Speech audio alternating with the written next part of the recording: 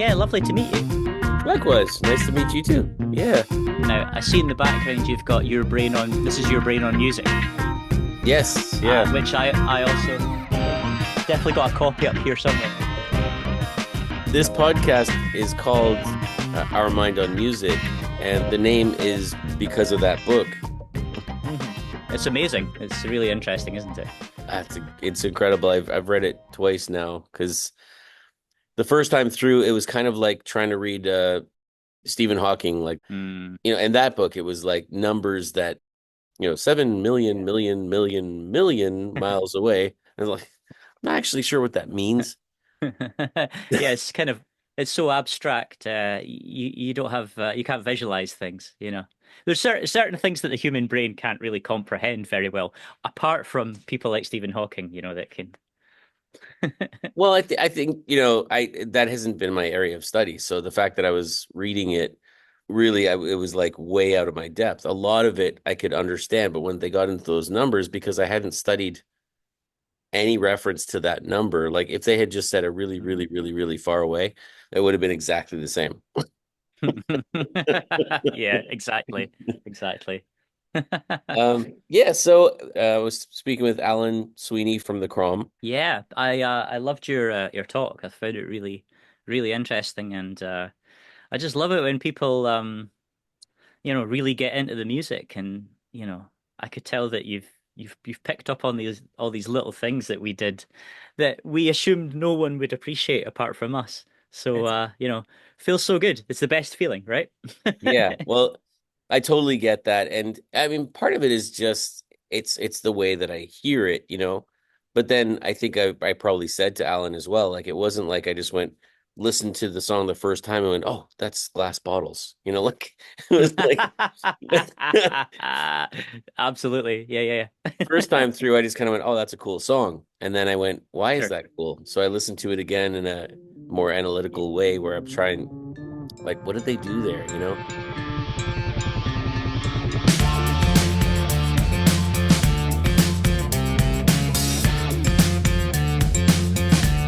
The devil's in the detail. The writing's on the wall. You must have saw it coming. You were headed for a fall. The hens all in the hen house. A Friday after So usually I Yeah. have to give any song that I feel like, to be honest, any song that I feel is like worth it, I give it like 3 listens. Sure, absolutely. Yeah, there's different layers of listening. You know what I mean? Sometimes you just let it wash over you. But I Yep. always get a gut instinct. If there's something special about a song, I'll listen to it. It might be in the background, but Mhm. like deep on a deep down level, I'll kind of take note of it. I'll be like, oh, that was interesting, and kind of check it out the next day and really go in depth about what's going on.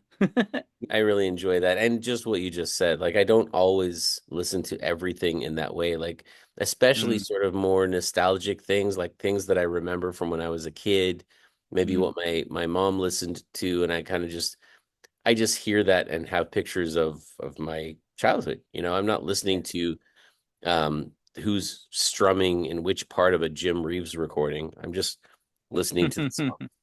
Yeah, exactly, exactly. It would be really terrible if you couldn't switch off the analytical mode, and not just enjoy things.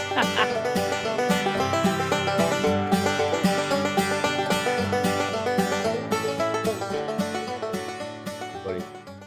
So let's Nice. let's uh let's talk about I love the notes that you sent through to me. I really appreciate that. I Oh, um sure, that's just free flowing off the top of my head.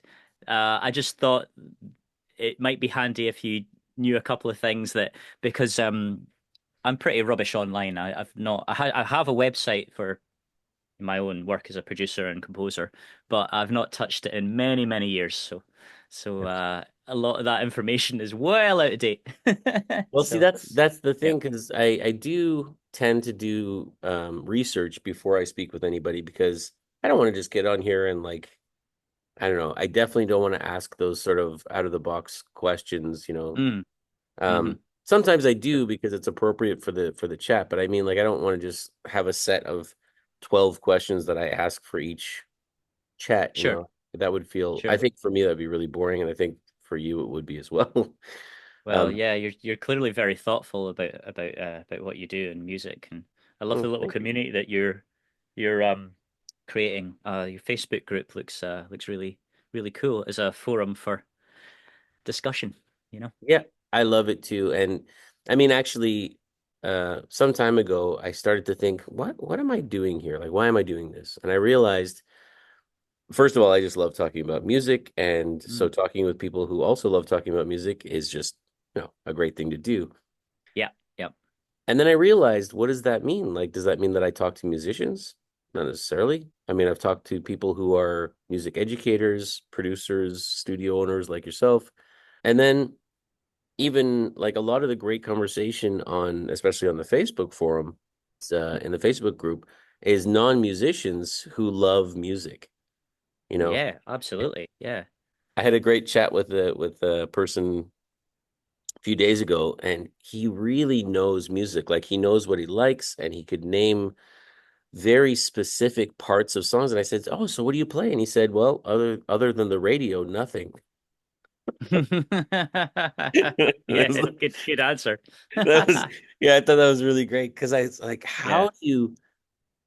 how do you understand so well what we're doing without Hmm. being able to do any of it, you know? On an instinctual level, which is important. I think sometimes I've met people throughout my life who are diehard musicians and they're great, they know a lot of things, and they kind of they look down upon the opinions and the feelings of people that aren't musically literate. And Mhm. I'm always like, no, it's, these people are it's, most people don't know about scales and what mode you're playing in and how you changed key. It's really important to kind of make music that works on a primal level, not just musically, theoretically working, you know? Yeah, Um, absolutely. I would yeah. argue, and I'm not the first one to say this, so I'm not coining a Hmm. phrase or anything, but everyone is musical. Just some of Yep. us have decided to go and figure out how to take the sounds in our heads and turn them into something that everyone else can hear, you know? Yep. Yep. Absolutely. Yeah, that's true.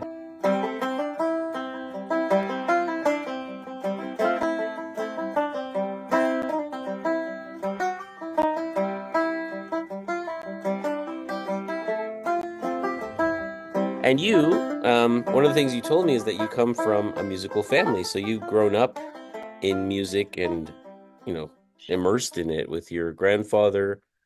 Yeah. Um, yeah, I mean, music, yeah, I guess my whole life's just been kind of immersed in music.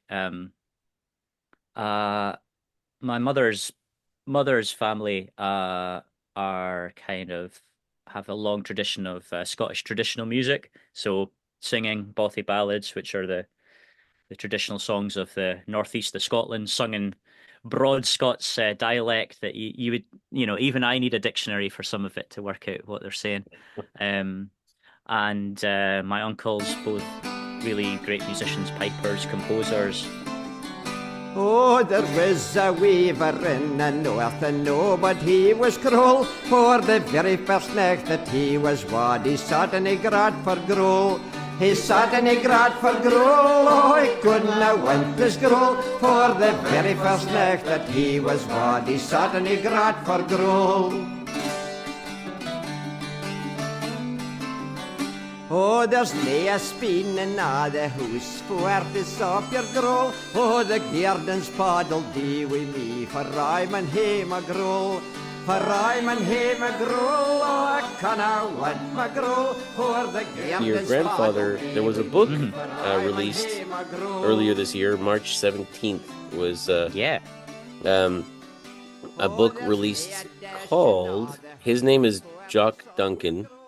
yeah. but the book is Jock Duncan, the Man and His Songs. Rhymer Books in Perth released it, and it mentions your uncles as well, who you were saying they're musicians, they're pipers and band leaders, but they're also inducted Mhm. in the Scottish Traditional Music Hall of Fame. yeah. I think we're quite lucky in Scotland that we do celebrate our musicians. Um, and we have a body, Creative Scotland, that support arts venues, musicians, that kind of thing. Yeah. But yes, yeah, we have a traditional Hall of Fame which just honors, the tradition bearers and the musicians and songwriters. I think that's So yeah, fantastic. it's cool to Yeah. have, I think three family members in there. Yeah. That's really cool. Yeah. And yeah, I've got cousins, uncles, aunts, all kind of doing their own thing. So there's definitely I mean, I don't know how you feel. I think there's definitely some sort of genetic thing that makes you attuned to get into music. Probably not the whole gamut of, what you turn out to be, but I definitely think music just took my interest as a kid. I used to sit and I had a little quarter size violin, like a tiny one as a kid, and I used to sit and play. Yeah, I used to play my parents' cassettes and just play open strings along with it. That Yeah. was how I learned, just sitting in my room for like a long time, apparently, just on my own. Not much has changed, really. Yeah, I know from having done some studio work. Yeah, I Mm, remember that. I mean, for me, I love to talk with people and work with people. And for me, I remember sitting in the studio, and at the time, I was in Venezuela. And I was working mm. at studio, and of course, the sun. Wow. You can't have the windows open on the equipment and all that stuff. Yeah. It was dark and isolated. We'd get like a band of some sort to come in and work for up to maybe a month or something. These weren't like huge projects. They were like, Sure.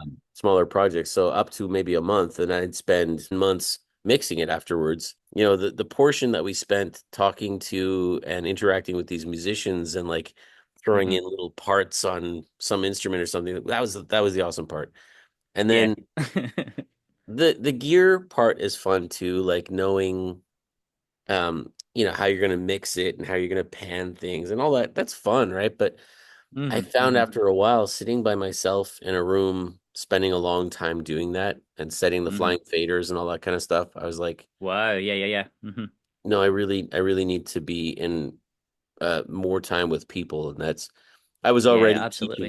That was a side gig. And I said, no, I Uh-huh. think I'm just gonna stick to the teaching.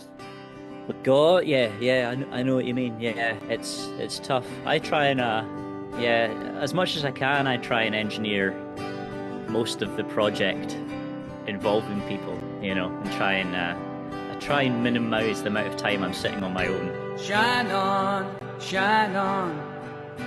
like the star you are. Are you gonna blaze a trail across the clear night sky?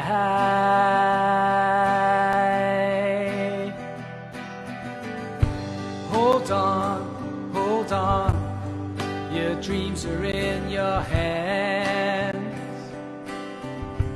Will you make them all come true? Yeah, yeah, I understand absolutely what you mean. You could spend absolute days without saying a word to someone, and then you see your wife, and the art of conversation doesn't come naturally because you're in your own space thinking about hi-hats and EQs and de-essers.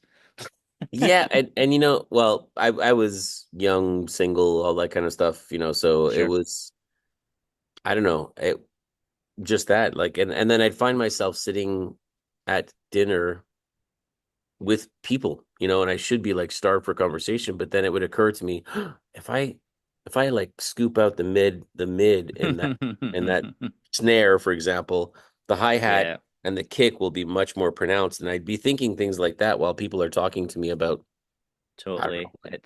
It's one of the hazards of doing music, and well, especially being an engineer producer, is that as much as you try, it will always bleed into your life, and kind of it's not the kind of job where you just clock out at 5 and that's it. You're back in on Monday. There's always an ongoing conversation with artists you're working with, and it's hard to switch off from the project you're working on.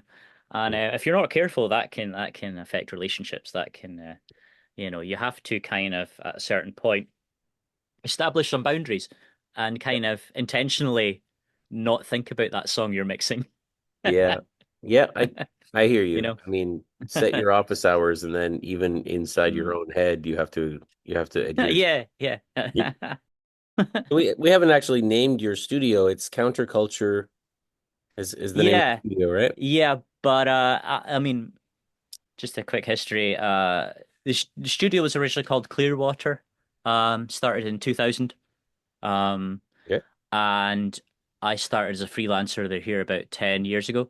And in that time, there's had a few different people running it, and it's had a few different names. So when I eventually bought the studio, I inherited the name Counterculture Studios, which I've got to be honest, I was never enamored with and always planned to rebrand. But I just got really busy doing albums, which was a bit more important.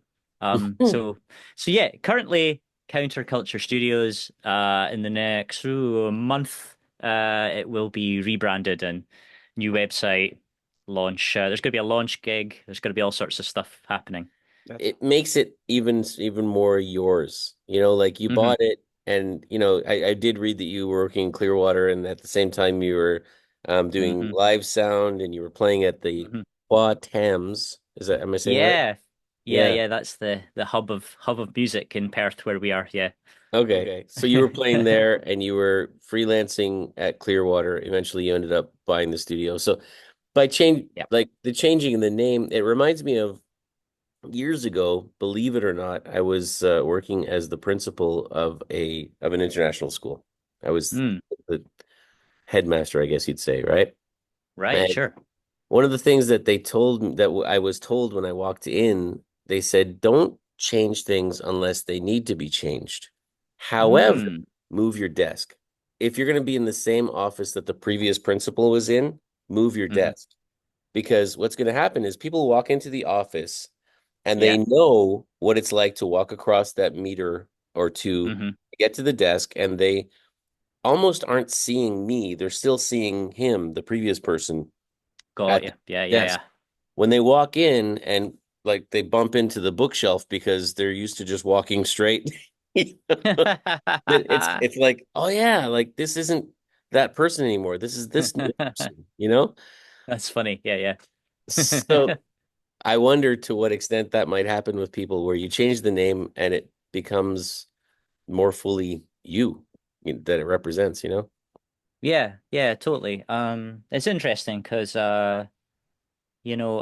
Clearwater for the longest time was uh the only place in town to rehearse and make music. And it was great. And it was like the breeding ground for so much creativity. And they sponsored concerts and Battle of the Bands. And it was really just this great hub. Um, but like a lot of studios, that have rehearsals, bands coming in and out. Mm. Um, it's really hard to keep the place looking nice and the gear working. Um, the eh, even even renting out a space and calling it a rehearsal room, I would say in Scotland, people come in with a certain expectation of how they're going to treat the equipment and act. So I'm not saying everyone likes like this, but a lot of people would turn all the knobs on the amp up to 10 and shout through the microphone and kick things over. So it's been interesting, in this new space. Um, that is more, I class it more as a recording studio that we will rent out uh to use for rehearsals and pre-production, that kind of thing. Absolutely. That sounds awesome, the studio in Venezuela though. Yeah, was that a real creative atmosphere?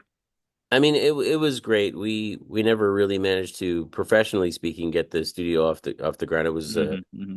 a cousin of mine who owned the studio as like a hobby thing, and then he said, Yeah. "Well, let's make a go at this. Let's see what we can do." And it was, often what happens with studios with live sound, etc. It's hard to get paid, really. So like Yeah, people it's really hard. Yeah. Yep. people want to do the projects, of course. They want to have their music sound great, but then and it's not like people trying to rip you off. I saw your Facebook post about Oh that yeah. same idea. It's like sometimes people are under their own financial stresses and stuff. So everybody wants to do this great artistic work, but if there's not a cash flow to back it up, then Yeah, it's not sustainable. it's tough, you know.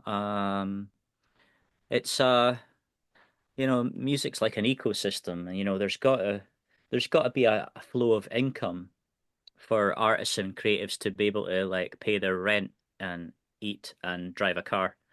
That's got to be a basis for people to be able to flourish and create things.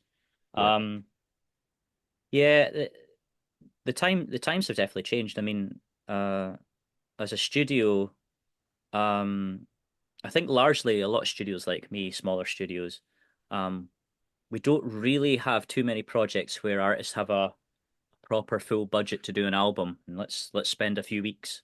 You know, that doesn't really happen that often. It's always about, well, we've got a finite amount of resources and we can do this number of days and we kind of have to mix it within that time. Mhm. So there's no alternative but to kind of work super efficiently. I'll just use my knowledge to kind of make sure we don't go down too many cul-de-sacs or too many dead ends and try and get the project over the line, you know. Yeah.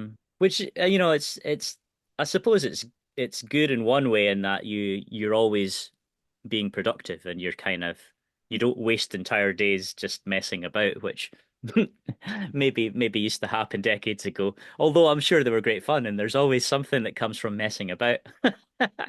Um, Yeah, so I yeah. mean that was my situation back then. We weren't paying by the hour for studio time. Hmm, hmm. Good, obviously, but at the same time, yeah, I think I spent way too long on mixes because I Yeah, would be doing those types of things. I'd be super tweaking a snare drum that, it's totally. it's fun, but actually people would have listened to that song without even noticing the snare drum. Yeah, totally. The most important thing I learned over the past, 15 years is to just work fast, to get a rough mix as quick as possible. So we're mixing Billie Jean, and he would say, Bruce, that's perfect, but let's try one more. And this is like mix 80. So I say, no problem. So we did it. And then finally we got up to mix 91. And Quincy came in the control room and said, what are you guys doing in here all this time? And so we told him, Quincy, we're mixing Billie Jean. And we got a fabulous mix. And Quincy Jones cuts right to the chase and he says, let me hear it. So we played it for him. Quincy said to me and Michael, he said, okay, guys, let's listen to mix 2. So we played mix 2. It blew it all away. That's what went out on Billie Jean, mix 2.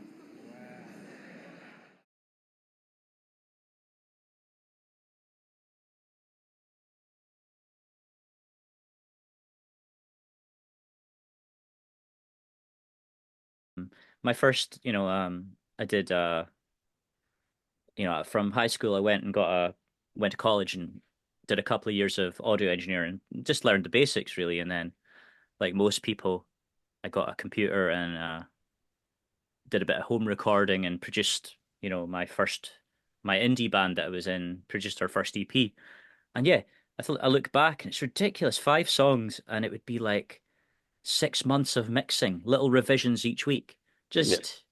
Just ridiculous level of workflow. And, I obviously like everyone, I listen back and think, yeah, I could have done a better job in 2 hours, you know?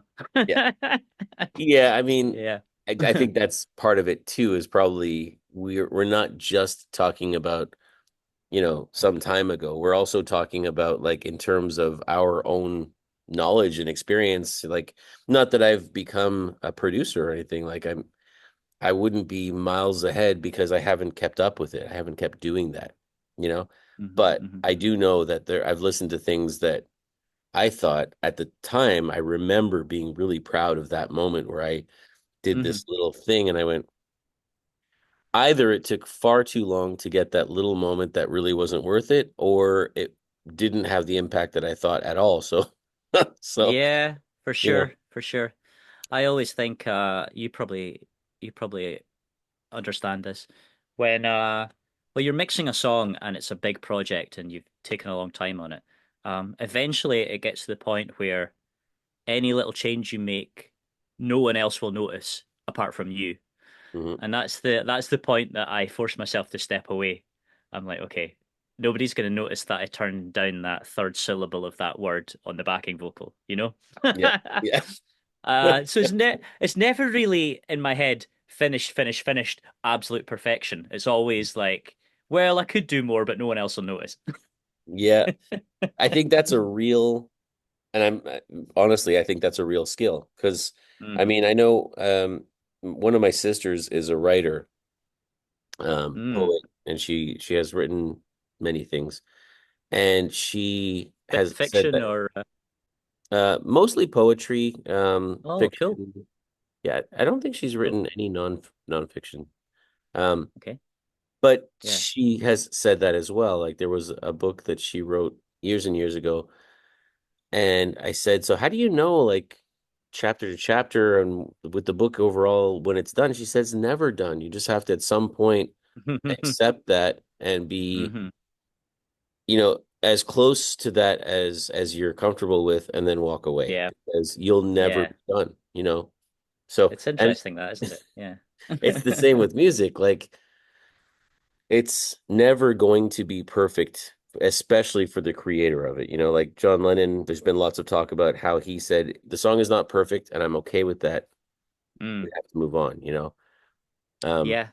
Yeah, and absolutely. A lot of times the imperfections give it the real charm and give it its character.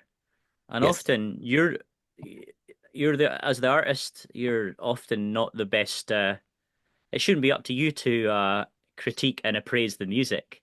It should be other people really. So you know, it's often worth letting it go, handing it over to the public to decide. Yeah, I agree with that. I was listening to I'm gonna mispronounce this name, I'm sure. Rhuria. It's Rhuari Campbell. Rhuari. Yeah, but I actually a lot of people call him Rory. So I'll need to check that. I think either Rhuari or Rory. I'll say Rhuari Campbell. And if Nice. Yeah, I'm that's wrong on the pronunciation, then I do apologize. I'm doing my best here. appreciate it. Appreciate it. Yeah, Um, that just got done recently. I was listening to the song "It's My Ball." Oh yeah. It's my ball, and I'm going home. I wasn't Really sure love that one. when I saw the title, would it be like ball as in a dance, or would it be like I wasn't sure what it was going to be.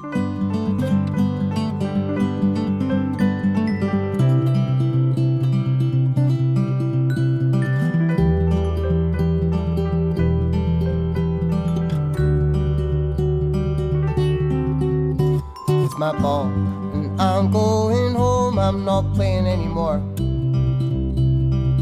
I'll grab my stuff and leave. You know you made me bleed. I don't care what the others say. I'm done for the day. You know you play too rough. Said about the human feel. I thought that's really interesting because that was a note that I made about that song. And actually, a lot of the recordings that I've heard you were part of, specifically, there's a point almost 3 minutes into that song, It's My Ball. There's like a piano lead, I'll call it a piano solo part. Yep. And there's a little flub in the notes. There's a little like two notes played at the same time kind of thing. Yeah. That Yeah. it sounded like a really minor mistake, right? But you kept it in, which I love.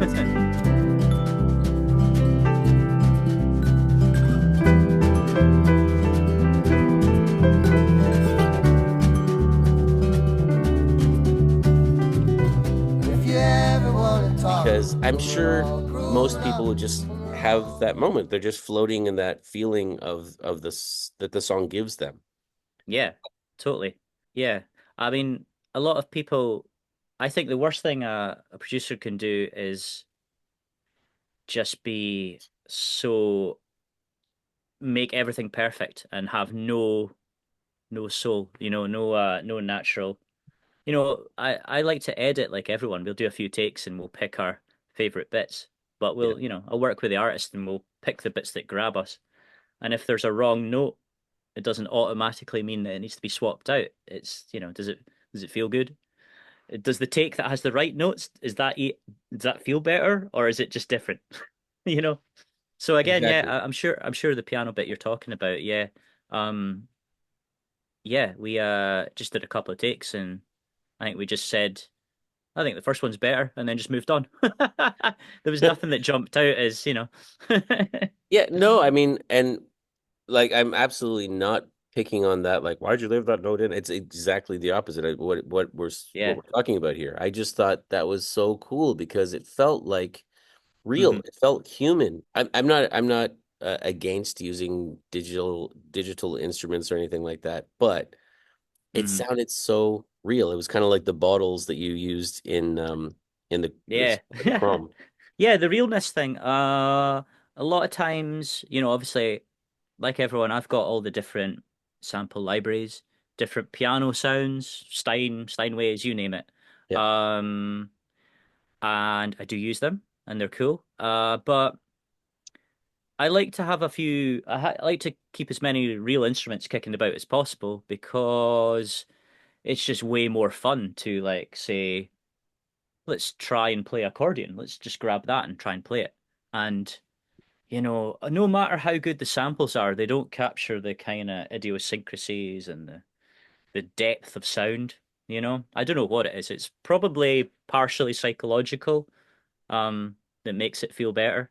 But yeah, piano as well. I've got this kind of rickety upright that is many decades old, and the felt of the hammers Mhm. has gone hard, so it gives it a really sharp attack, and you've got to know your way around it. You can't just like start playing chords because it'll, you know. Blow your head So off. it's really cool. So like when you're playing it, you're kind of like just touching it and really respecting the instrument. And there's just no way you could get that character with samples. Yeah. And There are so probably yeah, people out there who are really expert at doing that and they could imitate that sound, or something. sure. Yeah, I think there are people that are great at using virtual instruments, but part of that is being a programmer. They'll go through and they'll adjust the velocity and the types of hits. But Yeah. for me, that's just the opposite of creativity for me. I just if I'm playing an instrument, I want to be able to just play it live and for it to sound nice. I Yeah. don't really want to. I mean, I do this. I do type in MIDI notes and move things around and adjust it, Yeah. but it's slow going and it's not particularly fun. And when you start not having fun, the whole session kind of grinds to a bit of a, you know, right, is it lunchtime? Right, let's go. You know? Yeah, exactly. I mean, for me, a lot of things are about sustainability. Like what's going to keep it so that it keeps going, right? And if you're feeling like it's the grind, like you talked in what you wrote to me about how you like walked out on a job that you had because you decided you Yeah. were going to dedicate your time to this, to recording people and to Yeah. playing music and just music in general. And Yeah. that's why, because that other job would have felt a lot like the grind, the rat race kind of thing. Whereas, Yeah, for sure. I mean, where I live, there's a couple of big employers that have big offices, and have at least half the town works there at some point. And good wages, pensions, but you could get too comfortable and I could see myself blinking and ending up there 20 years from now and kind of being a bit bummed about not trying to do something. yeah. Well, Yeah. and I mean, for me, I think I know people who work in big offices and big buildings and get paid a lot, and they're Hmm. fine with that. That's really what makes them happy because they're all about the security of that. Sure. Sure. In a way, that's what I've done, right? I went out of the music and I went into teaching music, which is a much more what's the word, secure way. Like I get paid monthly. Whereas when I was Sure, playing sure. music, and I was trying to make a real go when I was much younger at Hmm. playing live and doing little mini tours and stuff like that. And Hmm. I was not comfortable with the fact that sometimes I'd get paid, sometimes I wouldn't get paid, sometimes I'd Yeah. get paid tons and I'd have to carry that over until it like was, just about to run out and they got paid again. Yeah. A feast, they call it like the feast or famine. You've either, everyone's paying you at once and you feel rich, or there's no money coming in at all and you're Yeah. wondering, hmm, Well, as rent's a due in a week. teacher, there's not really so much a feast, but it's a Yeah. healthy meal regularly. Yeah, it's great. And, you know, um, I think, music teachers, people that work in education like yourself, it's so important. And it's so important to have inspiring, driven, fun people working in that. I mean, we've all got stories of having a teacher or sometimes music teachers that just were jaded or not enthusiastic, and the damage that it can do is quite considerable. Yeah. I I'm think sure if I had science teachers or maths teachers that were encouraging and nice, that I could have maybe gone into a different field, you know, but I I didn't. guess that's some of it. I mean, as a teacher, I know that um, I'm not going to teach these kids everything they need to know about music, and I'm not going to be the only influence, but I hope that the influence that I do give when they think about being in my class, they remember how I would Hmm. sometimes forget that the bell was going to ring at the end of class because I'd be so into what we're doing. And Yeah. I love what they're producing. And then I go, oh, geez, the bell went. Tell your next teacher it's my fault that you're late. That's amazing. That's great. So, And you've been teaching in China for a few years now, or? well, off and on a little bit. I came here in 2002 to China, Yeah. different Wow. city. Okay. Yeah. Uh-huh. So, Uh-huh. um, several years ago, and then I was here. I met my wife on that Hmm. first go round in Okay. 2002. After about 12 years, I think, we left and went to Kazakhstan and then Indonesia. And then, Wow. yeah, it was Cool. You like to get around, huh? apparently, yeah, Yeah. Where's home for you originally? Canada, close to Sure. Toronto in Ontario. Okay. Okay. Wow. Yeah. I mean, that's part of it. I think the way that I do this as well has allowed me to move around and have very different influences and feelings. Like when I taught music in Venezuela or Hmm. when I taught in Hmm. Ecuador, that was a certain sort of feel, and whatever I bring to that, there are all of these influences that converge to make it what it is, right? Oh, amazing. Yeah. Just, yeah, if you throw yourself into different musical and cultural environments, you it stays with you and it becomes, part of your unique identity, your taste. Yeah. Yeah. So I so you've picked up lots of different kinds of musical forms and grooves and all sorts, I imagine.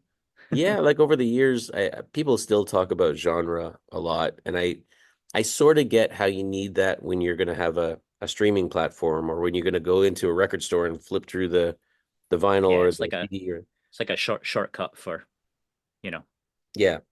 But honestly, other than those very pragmatic needs, I actually don't see any value in genre at all.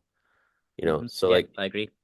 people often ask me like if I showed you my classroom, which is mayhem right now because we're doing a composing unit right now.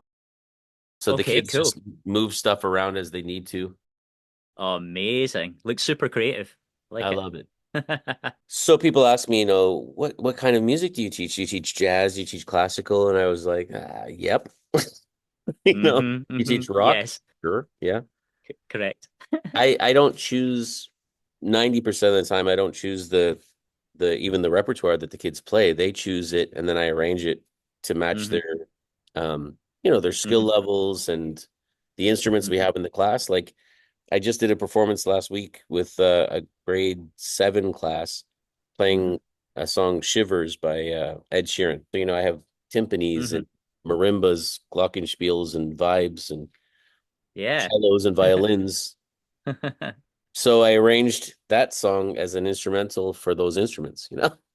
Beautiful. Oh, nice. That's It was great. really That's so it, cool. That's so cool.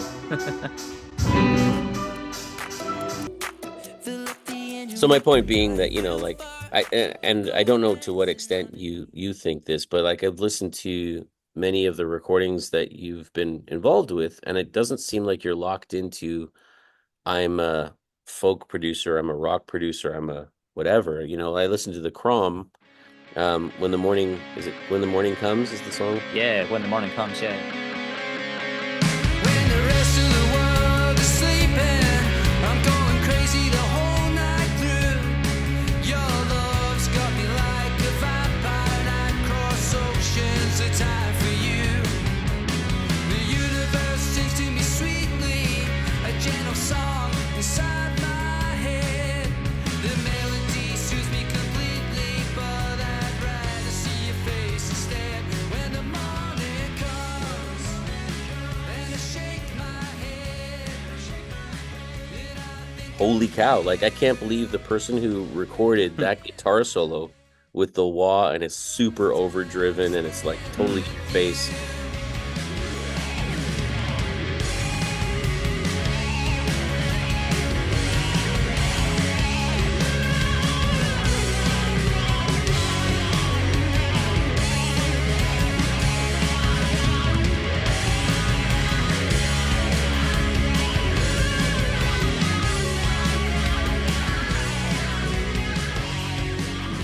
I can't believe that's the same person who recorded Roseanne Reid, Lawside. Yeah, man. Yeah. Yeah, I do all sorts, yeah. Crazy, call me crazy, see what I do.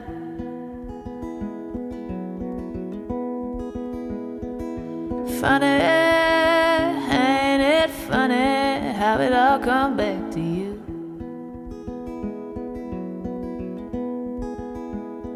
And it could have died young, it had all the gear, but the laws of the jungle don't apply here. No. Yeah, like And it could I'm have just taken all that I'm I just a could music get, addict. but I ain't just gonna be pushing up from the daisies moment I wake just up yet. to the moment I go to sleep, music's there. Um yeah, genre again, I agree with you. I think genres are kind of just a lazy way, and it, you know, less important now. It used to be a kind of way for people to kind of market things and lay out record shots when they were a thing. Yeah, And yeah, now I just feel it's not important. And you see that now, obviously pop music used to be very distinct. It would, it'd be whatever was popular at the time, obviously, but now huge pop musicians are mixing up each, they could bring out a reggae song and then a trap hip hop song and then a kind of house song. There's really not many rules in terms of genre anymore. yeah. And on one hand, I really respect, if we're talking about genres like house music coming out of Chicago. There's a real rich culture in the history of different types of music, but in terms of having to pigeonhole yourself, and if you're an acoustic artist, oh, I can't use a drum machine, that's against the rules, Yeah, or I can't mess with my voice and make it sound otherworldly, that's not allowed. yeah, Nah, all those rules are. I always totally, question people totally. if they say things like that. I'll always be the one to ask, why is that? And they'll be like, oh well, I'm an acoustic artist, and I'm like, so what does that mean? And eventually we'll get down to it, and it'll be an abstract kind of, it's a mental block they've put there for no Right. no real reason.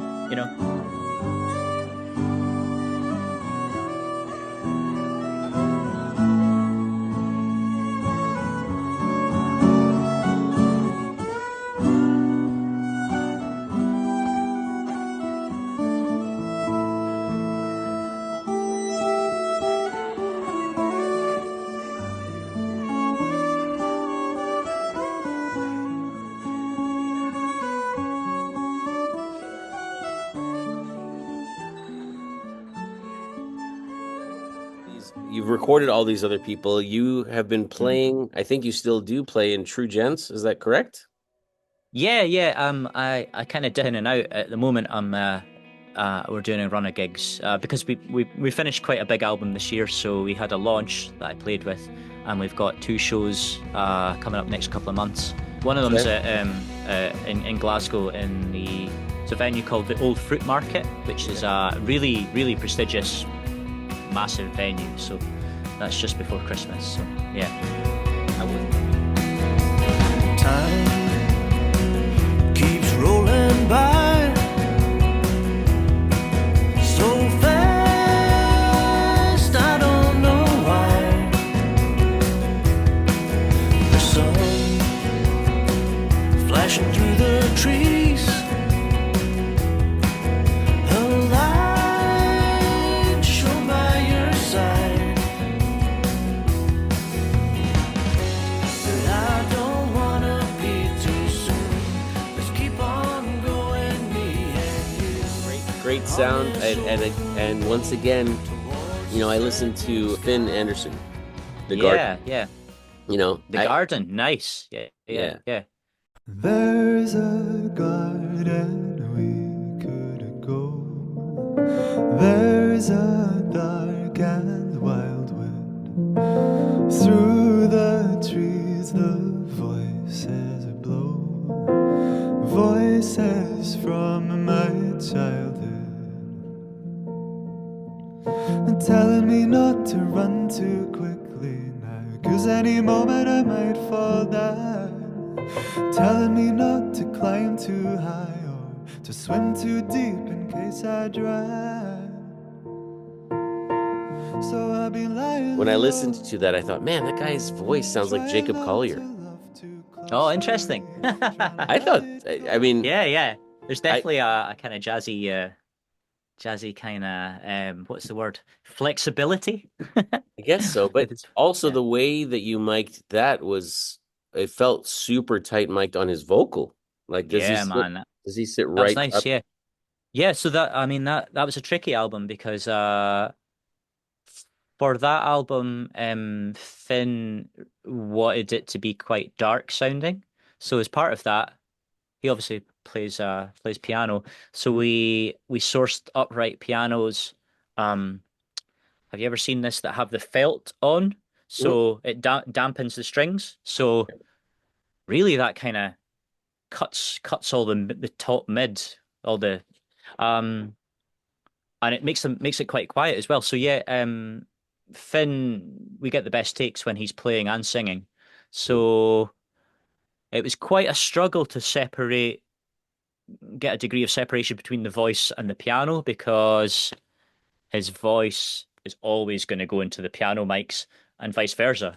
Right. So yeah, he was quite close. We had the benefit of having really nice Valve vintage mics, just really close, and Valve preamps and all that good stuff, But yeah, super, super close mic'd a lot of that. I remember when we were doing that album, I think we wanted it to be quite intimate, and we'd been listening to things like the artist Sufjan Stevens. Do you know him at all? You ever heard of him? I don't think so. He's quite a prolific kind of, I would say, indie artist in American, and a lot of his vocals are quite intimate, almost sound like these TikToks you see where people are talking Yes. ASMR, Yes, yeah. So we wanted to kind of do that to a certain extent. Yeah.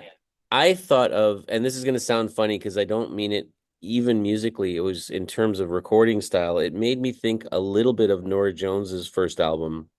Because there are moments like don't know why, I always liked the piano in that, the sound of the way they recorded the piano in that, because it's that sort of, it's like they took off all the high end kind of. Yeah. And interesting. Yeah. And her vocals as well. I think she sits right on the mic as well. Yeah, I think you're right. Yeah, interesting. I've not analysed that album, but it's definitely a very well produced recording, isn't it? Absolutely, yeah. I waited till I saw the sun. I don't know why I didn't come. left you by the house of fun. I don't know why I didn't come. One of the things that I love Don't to ask know people, and I haven't done it for a why I while actually, didn't is come. I love to ask if there was a question that I could have asked you or something we could have talked about that we haven't, what would that be? Oh, what would you? I would say question I like to talk about at the moment is, uh, what advice would you give artists in terms of writing songs and producing music? And the number one thing I've been saying to people is that absolutely do not go into making a piece of music or art with the intention of sounding like someone you like or Mhm. sounding like what's popular, because you know, there's already if you go in wanting to sound like Oasis or wanting to sound like Ed Sheeran, guess what? There's already someone doing that really well. It's Ed Sheeran and Oasis. Yeah. And I think there's never been a classic album that uh sounded like someone else, you know? When Nirvana came out, totally its own thing, concentrate what's unique about you, and we've all got our unique tastes and thoughts about things, and run with that 100%. Don't worry about fitting in with what you think is popular. It's funny because I for a little while I was on a bit of a kick, and I think I'm getting over it now. Was I spoke with Alan about this as well with the Crom. I Mhm. said I hear these influences in there, and I don't mean by any means that I think they're trying to sound like someone else, because I think what you said is exactly right. I think Mm. if you're trying to sound like this band or that band or whatever, Hmm. you've already sort of beat yourself because they're already there. Like Ray Charles. Yeah, Do you remember in yeah. the movie Ray, Hmm. they talked about that line where he was trying to sound like in his early recordings, he was trying to sound like Nat King Cole. That was his hero. Sure. Yeah, They yeah, yeah. said, and they said what you just said. They said, guess what? There already is one. There's a Nat King Cole already. So find your own sound. And then Exactly. he found Ray Charles in there Hmm. somewhere. Hmm. Pieces are going to come out anyway. People Hmm. are going to hear things. Even we ourselves might listen to something that we wrote or recorded and say, I never really noticed that little part there sounds like such and such. Sure. And it's the easiest shorthand that, if I say to you, "Oh, I'm working with this artist," the question you're going to ask is, who might they sound like? Yeah, yeah, It's exactly. it's kind of how our brains, separate things, but yeah. And I think I'm glad that you said that you brought that back, because Finn Anderson, I didn't mean to say is trying to sound like Jacob Collier at all. It was No, just my point of reference. sure. It's like food. Like you eat something that you've never eaten before, and you say Hmm. it tastes like chicken, or it tastes like this, or it tastes like that, because how else do we make a reference, Yeah, And yeah, then they bring it. definitely. Yeah, so I Absolutely. love that. And I love the fact that I several times now have asked that question, if there was something I could have asked. Mm. Most people say, no, no, that's good. Like I think we had a great because we had a great chat. I feel like we had a great chat. But Yeah, it's been lovely. It's been great to speaking to you. Yeah. thank you. Yeah, and I think you may well be the first person who had a thing like, yeah, we could talk about this, or I could give this advice, or Yeah, man, that's my pet thing at the moment, kind of saying to people to, just embrace what's unique about you, yeah, and love that. unashamedly just don't try and soften it, don't try and hide it. Again, that was the thing with Roseanne Reid's album. She was a new artist and she did her debut album, Hmm. and I think there was aspects of that where she possibly wasn't performing how she naturally would if she was comfortable. And Hmm. so on the album we worked on, there was ways that she played and sang that she wanted to make sure was authentic, and we made sure it wasn't contrived, and it was all, you know, normal. And So I think that as well brings us back to you, like to being a producer, and what is the difference between an engineer and a producer. And you know, Mm. I think part of that is being able to get that comfort level and to be able to, because I know early recordings, I remember I'm infamously a 20 take guy because I freak out and you press the little red button that says record. You know, Mm. I could Yep, play a yep, yep. guitar solo and it's like, that was awesome. Just do that again. Press record and I go blah da da blang plonk, you know. Yeah, it's tough. It's tough. Um, but Yeah. I think having somebody who can put you at ease, who can have that conversation with you and who can have you sit at the mic and really get back into yourself, I Oh, think totally. Yeah, yeah. And the track starts 1, 2, 3, 4. I look out from my window, can't believe what I see. David, I just want to say thank you so much for taking the time to chat. I mean, this has come out to be quite a long chat. I hope that's Yeah, okay. it's I it's been finally great get. though. I've really enjoyed it, and I think it's really uh what I would say is, making music and working in music, um a lot of art is made for quick consumption, and you know you release music and you do a piece of art, and it's kind of the next day it's on to the next thing. So it's really nice to have someone like yourself that is clearly listening to the music and thinking about it, noticing things and asking questions. It's really great. I mean, I think anyone making music really appreciates just feedback and just kind of, uh, you know, so I really appreciate it. Fantastic. I'm glad yeah, as I said before, it wasn't something that I sat down and said, okay, this is how I'm going to approach this podcast. It was just Mm, the way that I heard it and the way that I can't yeah. imagine chatting with you. Like I could have spent more time maybe talking about the types of mics that you have and those types of things, a little more gear centric. But Yeah, I think that's going to turn off a portion of, the average person who, maybe doesn't care quite enough about what a Neve 1073 preamp sounds like compared to an SSL, I've got well, to be honest with you, there's part of me that, you know, gear's gear, if it's nice and old, that's cool. But like, it's to spend endless hours discussing it. Even I get a little bit kind of like, well, let's talk about something else. well, I suspect that's probably why this conversation has gone the way that it went. Because I write down notes, things that I thought were interesting that could be mentioned, Mm. or things that I don't want to forget because I have a terrible memory. So I write everything down. That's why Well organized. I have my scribble book and I have my all that kind of stuff. But That's great. I don't have a script, obviously, so the conversation goes basically where you want it to go, and so that's probably why we didn't talk about gear because you didn't think that would be super interesting to talk about.